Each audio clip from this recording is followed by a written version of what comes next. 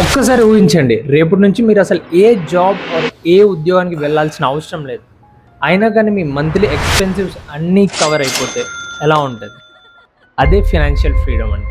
కానీ చాలామంది ఈ ఫినాన్షియల్ ఫ్రీడమ్‌ని చాలా తప్పుగా అర్థం చేసుకుంటున్నారు. ఎలా అర్థం చేసుకుంటున్నారంటే ఫినాన్షియల్ ఫ్రీడమ్ అంటే కొన్ని కోట్ల రూపాయలు ఉండడం and luxury and lavish life leave చేయడం అని అనుకుంటారు. అసలు కానే కాదు. ఫినాన్షియల్ ఫ్రీడమ్ అంటే కొన్ని కోట్ల రూపాయలు సంపాదించడమో ఆర్ కొన్ని కోట్ల రూపాయలు బ్యాంక్ అకౌంట్స్‌లో ఉండడం అసలు కానే కాదు. అది very bad perception on financial freedom.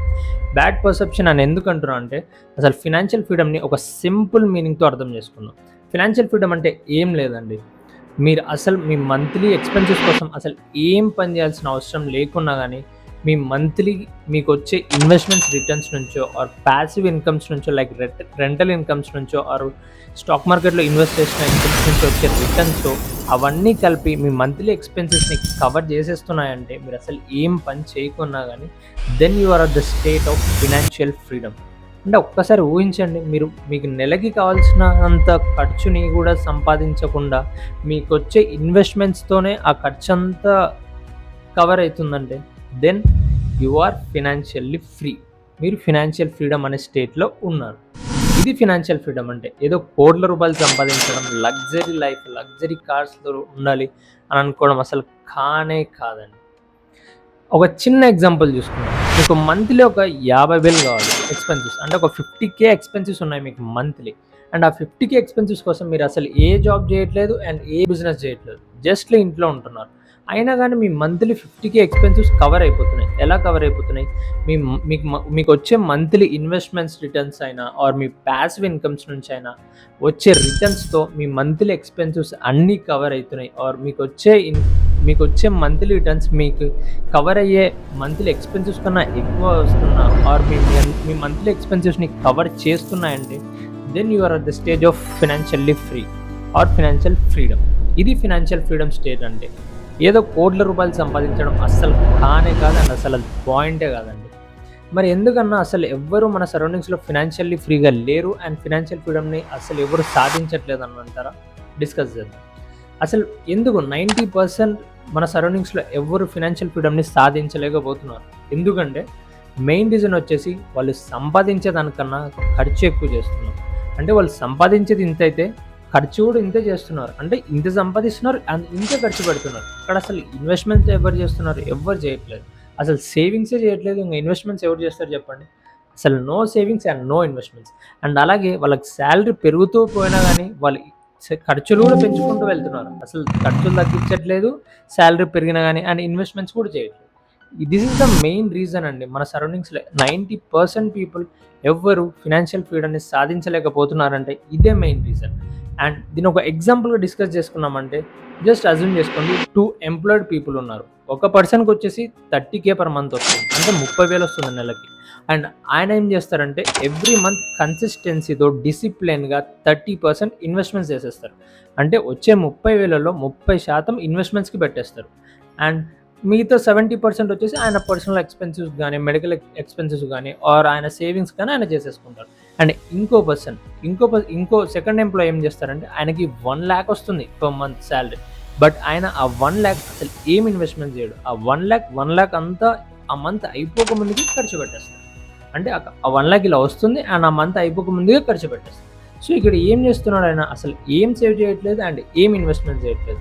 So ఒక పాయింట్ వచ్చేసరికి ఈ 2 ఎంప్లాయీస్‌కి ఒక 35 ఆర్ 40 ఇయర్స్ వచ్చేసరికి ఈ 30,000 ఎంప్లాయీ ఎవరైతే ఉన్నారో అప్పుడు ఆయనకు ఒక 35 ఆర్ 40 ఏజ్ వచ్చేసరికి ఆయన జాబ్ చేయకపోయినా పర్వాలేదు. ఎందుకంటే ఈయన ఎర్లీ ఏజ్ నుంచి చేస్తున్న 30% ఇన్వెస్ట్‌మెంట్స్ ఆయనకు 40 years age or 35 years age వచ్చేసరికి ఆయనకేమన్నా హెల్త్ ఇష్యూస్ వచ్చినా ఆర్ ఆయన జాబ్ ఏమన్నా పోయినా గానీ ఈయన పెట్టిన ఇన్వెస్ట్‌మెంట్స్ రిటర్న్స్ అప్పటికల్లా వస్తూ ఉంటాయి కాబట్టి ఈయనకి మంత్లీ ఎక్స్‌పెన్సెస్ అన్నీ ఈయన పెట్టిన ఇన్వెస్ట్‌మెంట్స్ కవర్ చేసేస్తాయి. అంతే. కానీ ఈ 1,00,000 ఇన్‌కమ్ వస్తుందో ఏ ఎంప్లాయీకైతే ఆ ఎంప్లాయీ 35 ఆర్ 40 ఇయర్స్ కాదు. ఈయనకి 60 ఆర్ 65 ఇయర్స్ వచ్చినా గానీ ఈయన కష్టపడుతూనే ఉండాలి ఆయన మంత్లీ ఎక్స్‌పెన్సెస్ కోసం. ఎందుకంటే ఈయన ఎర్లీ ఏజెస్ నుంచే అసలు ఏం ఇన్వెస్ట్‌మెంట్ చేయట్లేదు. ఇలా 1,00,000 సంపాదిస్తున్నాడు, ఇలా ఖర్చు పెట్టేస్తున్నాడు. ఇది మెయిన్ రీజన్ అండి. అసలు ఫినాన్షియల్ ఫ్రీడమ్‌ని అచీవ్ చేయలేక ఎందుకు పోతున్నారంటే ఇదే మెయిన్ రీజన్. 30,000 వచ్చే దాన్ని ఇన్వెస్ట్‌మెంట్ చేస్తున్నాడు. కానీ 1,00,000 వచ్చే ఎంప్లాయీ అయితే మొత్తం ఖర్చు పెట్టేస్తున్నాడు. సో, మీకు వచ్చే ఇన్‌కమ్‌లో మీకు 10,000 ఇన్‌కమ్ వచ్చినా గానీ, దాంట్లో ఖచ్చితంగా 20-30% మీరు ఇప్పటి నుంచే ఎర్లీ ఏజ్ నుంచే ఇన్వెస్ట్ చేయలేదంటే, మీకు ఎంత ఏజ్ వచ్చినా గానీ మీరు కష్టపడుతూనే ఉండాలి. అండ్ మీ మంత్లీ ఎక్స్‌పెన్సెస్ కోసం, మీ డ్రీమ్స్ కోసం మీరు ఎవ్రీ మంత్ జాబ్ చేస్తూనే ఉండాలి. ఏ బిజినెస్ అయినా చేస్తూనే ఉండాలి. అదే మీరు ఎర్లీ ఏజెస్ నుంచి మీకు ఎంత వచ్చినా గానీ దాంట్లో 20-30% ఇన్వెస్ట్‌మెంట్స్ చేస్తూ రావాలండి. అప్పుడే మీరు ఖచ్చితంగా మీ ఫినాన్షియల్ ఫ్రీడమ్ అనే స్టేట్‌ని అచీవ్ చేయగలరు. ఇదంతా ఓకేనా? అసలు ఫినాన్షియల్ ఫ్రీడమ్‌ని ఎలా అచీవ్ చేయాలి? అండ్ ఎలా సాధించాలని అంటారా? డిస్కస్ చేద్దాం. దీనికి 3 స్టెప్స్ ఉన్నాయి అండ్ 3 ప్రిన్సిపల్స్ ఉన్నాయి. ఈ 3 స్టెప్స్‌తో మీరు డెఫినిట్‌గా మీ ఫినాన్షియల్ ఫ్రీడమ్‌ని అచీవ్ చేయొచ్చు. ఫస్ట్ వచ్చేసి ఎప్పుడైనా గానీ మీకొచ్చే ఇన్‌కమ్ కంటే అసలు ఒక్క రూపాయి గానీ ఎక్కువ ఖర్చు పెట్టకూడదు. ఇది మెయిన్ రీజన్. అలా ఖర్చు పెడుతూ పోయారంటే ఎక్కువ మీరసలు ఏం ఇన్వెస్ట్‌మెంట్స్ చేయట్లేదని అర్థం. అండ్ మీరు ఏ ఇన్వెస్ట్‌మెంట్స్ చేయలేరు గూడా. డెఫినెట్‌లీ మీకొచ్చే ఇన్‌కమ్‌తో ఓన్లీ 50% మాత్రమే ఖర్చు చేసి, మిగతా దాంతో ఇన్వెస్ట్ చేయడం మాత్రమే చేయాలి మీరు. అంతకంటే ఇంకేమన్నా చేశారంటే డెఫినెట్‌లీ మీరు మళ్ళీ ఇదే లూప్‌లో ఇరుక్కుపోతారు. ఈ లోన్స్, ఈఎంఐస్ అనే లూప్‌లోనే ఇరుక్కుపోతారు. అసలు ఇన్వెస్ట్‌మెంట్సే స్టార్ట్ చేయలేరు మీరు. అండ్ సెకండ్ థింగ్ ఏంటంటే మీరు పేషెన్స్‌గా ఎవ్రీ మంత్ కన్సిస్టెన్సీతో డిసిప్లైన్డ్‌గా ఇన్వెస్ట్‌మెంట్స్ చేస్తూ రావాలి. 20-30% డెఫినెట్‌గా ఎవ్రీ మంత్ మీరు పేషెన్స్‌తో, డిసిప్లిన్‌తో ఇన్వెస్ట్‌మెంట్స్ చేస్తూ వచ్చారంటే డెఫినెట్‌లీ మీకు 35 ఆర్ 40 ఇయర్స్ రాగానే మీరు ఫినాన్షియల్ ఫ్రీ అవ్వచ్చు. అండ్ మీరు ఏం పని చేయకున్నా గానీ ఆర్ మీకు ఆ స్టేజ్ వచ్చేసరికి ఏమన్నా సిట్యుయేషన్స్ ఇంబాలెన్సే మీరు పని చేయలేకపోయినా గానీ పర్వాలేదు. మీరు ఎర్లీ ఏజెస్ నుంచి చేసే ఇన్వెస్ట్‌మెంట్సే మీకు అప్పుడు మంత్లీ ఎక్స్‌పెన్సివ్స్‌గా రిటర్న్స్ ఇస్తూ ఉంటాయి.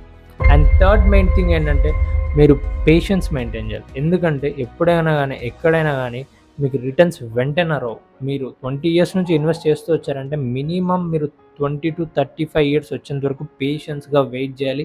అండ్ మీరు పెట్టిన ఇన్వెస్ట్‌మెంట్ అస్సలు బ్రేక్ చేయకూడదు. ఇది మెయిన్ థర్డ్ రూల్. ఎందుకంటే కాంపౌండింగ్ రిటర్న్స్ చూపియాలంటే డెఫినెట్‌గా 20-10 ఇయర్స్ పడుతుంది. సో, పేషెన్స్‌గా వెయిట్ చేస్తూ వెళ్ళాలి. Third main rule. సో, ఈ 3 రూల్స్ మీరు పాటించారంటే డెఫినెట్‌గా మీరు గూడా ఎవ్వరైనా గానీ ఫినాన్షియల్ ఫ్రీడమ్‌ని సాధించొచ్చు. ఓకే అన్న, ఫినాన్షియల్ ఫ్రీడమ్‌ని సాధించడానికి 3 రూల్స్ చెప్పావు. అసలు ఎక్కడ ఇన్వెస్ట్ చేయాలని అంటారా? చూద్దాం. ఫినాన్షియల్ ఫ్రీడమ్‌ని సాధించాలంటే ఎక్కడ ఇన్వెస్ట్ చేయాలి? అసలు ఇన్వెస్ట్‌మెంట్స్ అనే పాయింట్ రాగానే మన మైండ్‌లోకి ఏమొస్తది?